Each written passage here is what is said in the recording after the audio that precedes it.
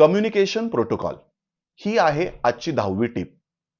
ज्या वेळेला तुम्ही एखाद्या प्रोफेशनलची नेमणूक करता, तर त्यावेळेला त्या प्रोफेशनलनी तुम्हाला कसा संपर्क साधायचा किंवा तुम्हाला जर का त्या प्रोफेशनल पर्यंत पोहोचायचं असेल, तर तुम्ही कधी पोहोचायचं आणि कुठल्या माध्यमाद्वारे त्यांच्यापर्यंत पोहोचायचं याच्या संदर्भात तुमच्यामध्ये आणि तुमच्या वकिलामध्ये स्पष्टता हवी.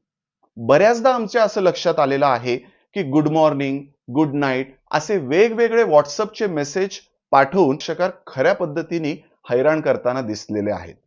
त्यामुळे तुमच्यामध्ये आणि तुमच्या पक्षकारामध्ये ही जर स्पष्टता असेल की आपण केवळ प्रोफेशनल गोष्टीसाठी या माध्यमांचा वापर करणार आहोत. त्यानंतर तुम्हाला जर का आम्हाला संपर्क साधायचा असेल तर SMS, ईमेल, फोन आणि व्हॉट्सअप हे नेमके कधी वापरायचे?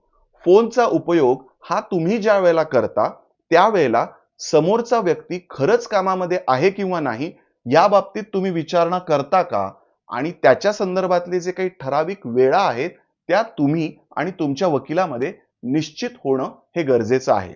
त्यामुळे तुम्हाला तुमच्या वकिलाच्या बाबतीत होणारे जे गैरसमज आहे, हे गैरसमज टळण्यासाठी नक्कीच मदत होऊ शकते. तर भेटूयात उद्या अशाच एका चांगल्या टिप्ससह. तोपर्यंत तुम्ही सगळे तुमची काळजी घ्या. Thank you.